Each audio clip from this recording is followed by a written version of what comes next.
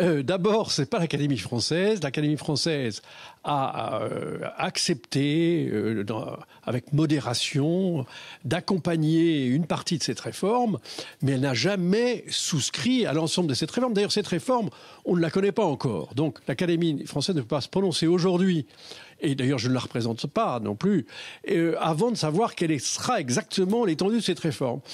L'Académie avait été, mais c'était il y a 26 ans, hein, en 1990, extrêmement modérée. Elle avait accepté quelques adaptations sans renoncer à l'ancienne orthographe.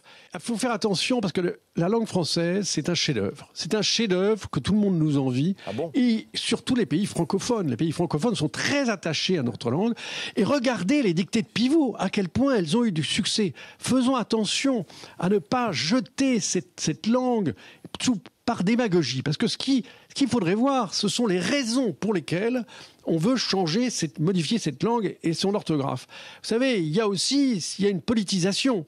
Donc je ne veux pas juger les intentions de Mme Belkacem, mais il me semble que si elle veut changer, c'est aussi pour faire accéder un certain nombre de catégories sociales qui, selon elle, sont défavorisées, pour essayer que la langue soit plus facile. Je crois que ça serait une erreur. Je crois qu'il faut quand même garder à cette langue française sa richesse.